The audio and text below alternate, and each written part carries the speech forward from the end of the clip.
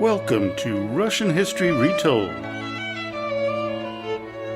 Episode 343, The Cold War, Part 2. Last time, we covered the first few years of the Cold War between Western nations and the Soviet-controlled East. Today, we will continue our coverage of the heightened tension on the Korean Peninsula. Within the Soviet bloc nations, Cominform was created in 1947, with the initial members being Soviet Union, Bulgaria, Czechoslovakia, Hungary, Poland, Romania, Yugoslavia, France, and Italy. The establishment of Cominform marked the Soviet Union's effort to coordinate and consolidate communist parties in Europe, strengthening Moscow's influence over Eastern European states and providing a mechanism to control communist policies across its sphere. However, Yugoslavia was expelled the next year in 1948 following ideological disagreements with the Soviet leadership, which heightened the inherent tensions within the bloc. France and Italy, meanwhile, had minimal influence within Cominform, as their communist parties possessed little power in their respective countries, governments, and further underscoring Cominform's primary role as an instrument of Soviet dominance in Eastern Europe. We move to 1948 with the Berlin airlift going full swing, but tension is building in another part of the world, Korea. On August 15th, the United States recognized the Republic of Korea, led by Syngman Rhee, as the official government of the entire Korean peninsula. Just a few weeks later, though, on September 9th, the Soviet Union recognized the Democratic People's Republic of Korea as the legitimate government led by Kim Il-sung. This dual declaration will lead to the first proxy war, the Korean conflict. Before we get into that, we need to talk about what happened in 1949, which is a lot. On April 4th, Belgium, Canada, Denmark, France, Iceland, Italy, Luxembourg, the Netherlands, Norway, Portugal, the United Kingdom, and the United States founded NATO, the North Atlantic Treaty Organization, to resist communist expansion. All over the world, conflicts rose between communist rebels and their ideological counterparts, some fascist, some capitalist, and some just plain anti-communists. There was fighting in the Philippines, Costa Rica, Greece, Turkey, Indochina, which is later known as Vietnam, Malaya, Paraguay, and Indonesia. This would continue for almost the entire Cold War until 1991. Aside from all those conflicts, on August 29, 1949, an event occurred that shocked the world, especially the United States. The Soviet Union would test its first atomic bomb. No one knew that they were that advanced in their efforts to develop the bomb. Experts felt that it wouldn't occur until maybe 1953 at the earliest. It became apparent that they had obtained classified information from the Americans through espionage. They were right. The spy networks the Soviet Union built around the world were deeper and darker than anyone could have imagined at the time. The double agents, moles, and other operatives were astonishing. One of the best books on the subject is The Sword and the Shield, The Mitrokhin Archive, and The Secret History of the KGB by Christopher Andrew, based on the handwritten notes taken by KGB archivist Vasily Mitrokhin. It claims to be a collection of internal memos about spies around the world. A word of caution. Some historians and Soviet experts don't accept the authenticity of many of Mitrokhin's notes. Still, some of it has been verified to be true. Moving on to 1950, on February 12th, the Soviet Union and the People's Republic of China signed a mutual defense pact. This meant that 1/4 of the world's population is now under communist rule.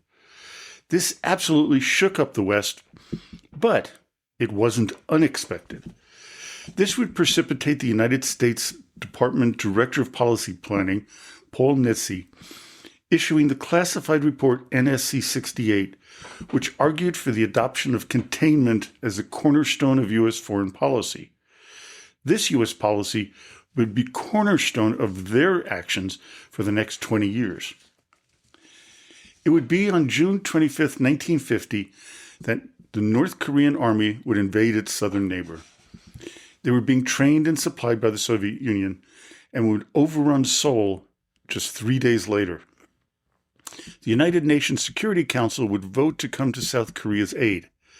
Now, the Soviet Union would have vetoed the vote, except they were boycotting the UN due to its admission of Taiwan as the real representative of China instead of the People's Republic. North Korea had about 110,000 troops, hundreds of artillery pieces, and hundreds of tanks, while the South Korean army had only 66,000 troops, some artillery, but no tanks. By early August, the Republic of Korea army and its allies were nearly defeated, holding on only the Pusan perimeter in the peninsula's southeast. The UN plan was to invade the port of Incheon and cut off the North Korean army.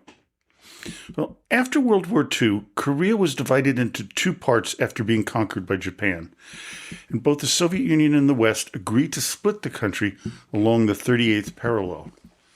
Intermittent clashes between the two sides occurred for a few years before the invasion, but in 1950, Kim Il-sung received the go-ahead for the incursion into the south, along with Mao Zedong's blessing. Mao actually wanted the Soviets to aid China in an invasion of Taiwan, but acceded to the need to invade South Korea instead. A UN expeditionary force was put together with 21 countries participating, although the United States would supply 90% of the troops and supplies. They would be led by World War II hero General Douglas MacArthur.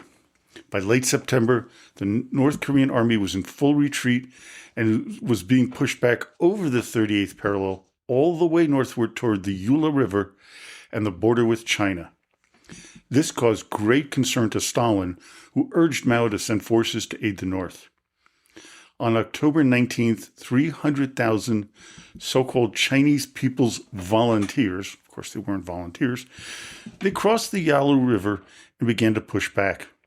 While they were able to capture the South's capital, Seoul, again in January 1951, it was recaptured in March.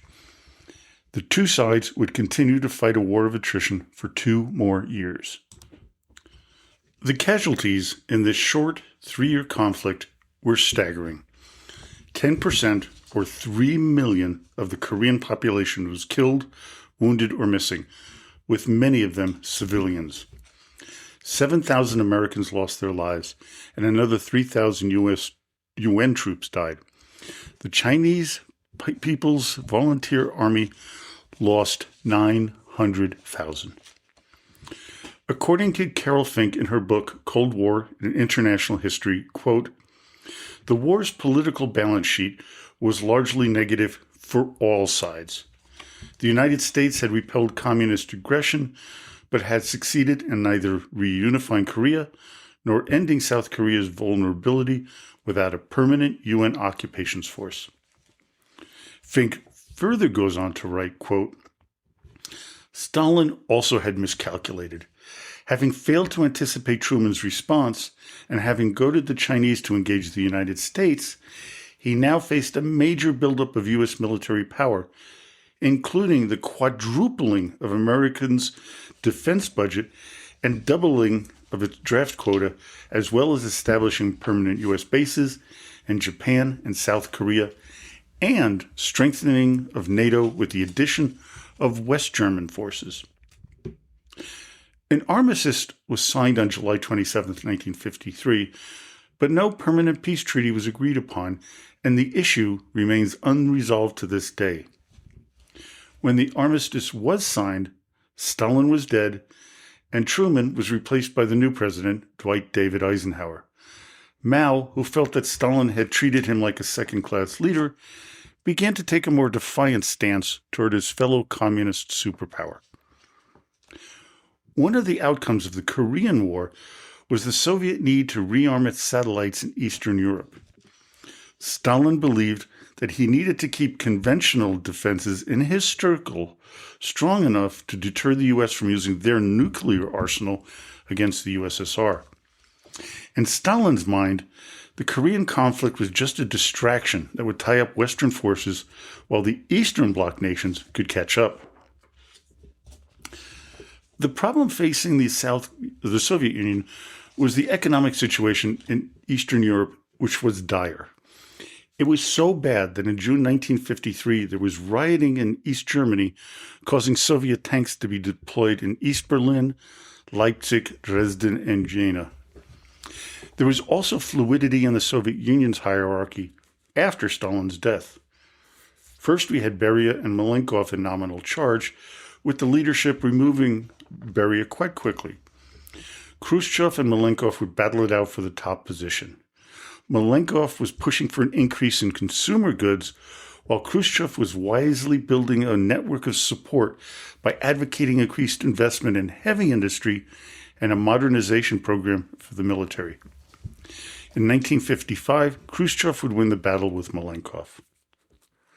There was a slight easing of tension in the Cold War as Khrushchev's first objective was to, quote, repair the damage Stalin had done, unquote, according to author Martin Walker in his book, The Cold War, A History. In May 1955, Soviet troops left Austria, which it wanted to remain neutral. They also allowed West Germany to join NATO and gain full sovereignty. This was intended with the formation of the Warsaw Pact to counter NATO's growth. With West Germany fully sovereign, it put the kibosh on any hope of reunifying the two Germanys. When Khrushchev gave his secret speech at the 20th Congress of the Communist Party in 1955, condemning Stalin's crimes, it shocked their allies, the Chinese especially, and gave hope that throughout Eastern Europe that things might get better and freer. In April 1956, the Cominform was dissolved, and Molotov was removed as foreign minister. Khrushchev was trying to make the Soviet Union look more open, and as Walker writes, quote, Khrushchev was open to the world at a time when the world itself was opening, and Khrushchev's Moscow seemed far more in tune with the emerging Third World than did America and its Western allies, still fighting their rearguard battles for the remaining colonies. Moscow now seemed to fight the Cold War by being the nicer option. This, though, as we know, will come to an end in the 1960s. Between 1952 and 1960, tensions would slowly ratchet up. In 1952, Great Britain would become the third nation to have an atomic bomb. And as I said earlier, in 1953, Dwight D. Eisenhower would become President of the United States. Here's an important thing. His appointment of John Foster Dulles as Secretary of State would have significant ramifications for how the U.S. would deal with the Soviet Union and other communist regimes around the world.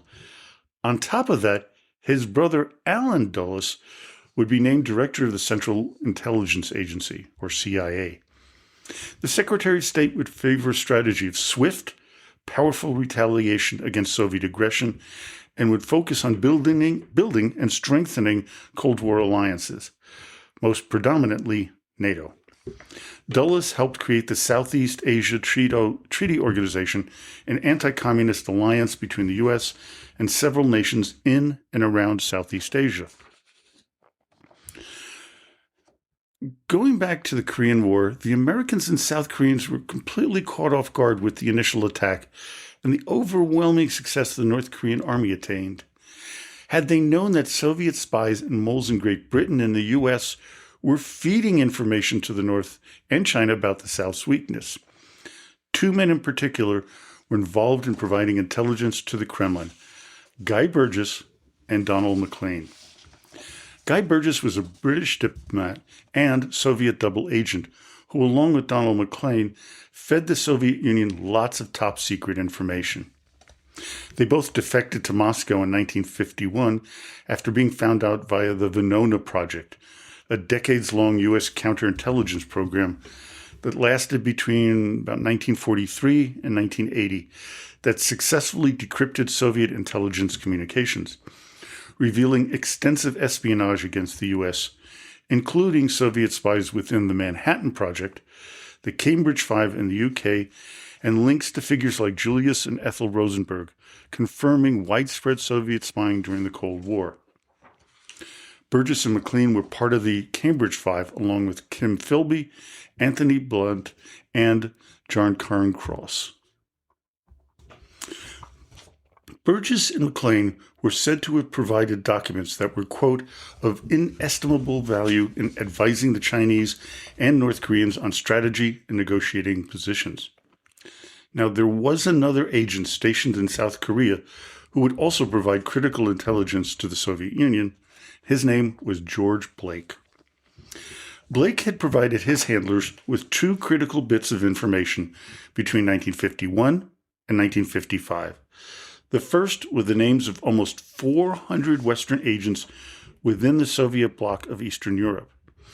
The second was the tunnel between East and West Berlin that was used to, quote, intercept landlines running from the Soviet military and intelligence headquarters in the Karlhorst. The KGB, according to the book The Sword and the Shield, staged an accidental discovery of the tunnel in April 1956. It further goes on to state, quote, Operation Gold, as they call the tunnel, had yielded over 50,000 reels of magnetic tape recording intercepting Soviet and East German communications. The intelligence yield was so considerable that it took over 2 years after the end of the operation to process all the intercepts. Lest you think that all of the spy operations were slick like out of a James Bond movie, think again. Time and time again, there were botched defections like one described in The Sword and the Shield.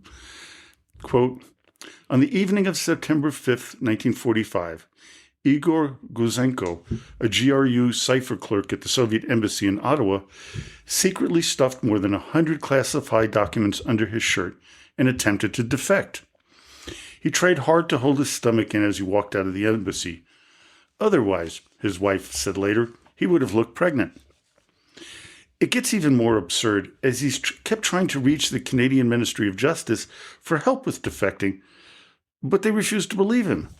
It took some time for the authorities to finally realize what he was doing and to rescue Guzenko and his family.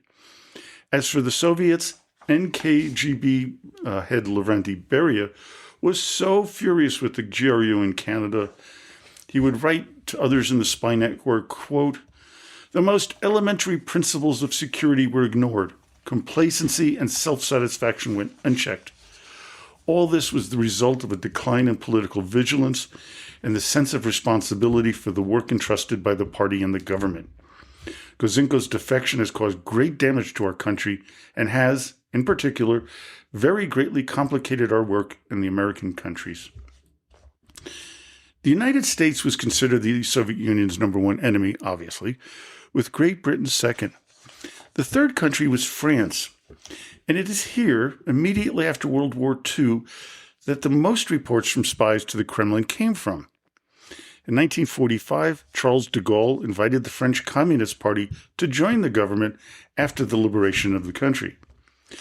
The party was quite robust in France, as 57% of the population believed it was the Soviet Union that had won the war against Nazi Germany, with only 20% choosing the U.S. In the October 1945 elections, the Parti Communiste Français received 26% of the vote. But by 1947, the French government knew that intelligence was being passed to the Kremlin, and they dismissed all the communist ministers. In the United States, the major focus of Soviet espionage at first was on the atomic bomb program. In the late 1940s, the FBI began to surveil members of the Communist Party of the United States of America, known as the CPUSA. They were the leading members of the spy network in the U.S. From The Sword and the Shield, quote, in 1949, Gene Dennis, the CPUSA General Secretary, and 10 other party leaders were tried on charges of advocating the forcible overthrow of the federal government. Dennis and 9 of the defendants were sentenced to 5 years in jail.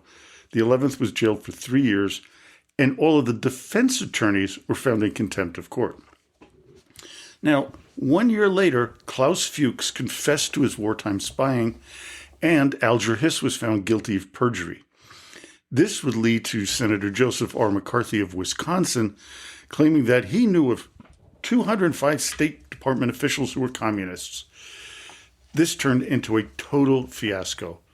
President Truman would state in 1951, quote, that the greatest asset that the Kremlin has is Senator McCarthy.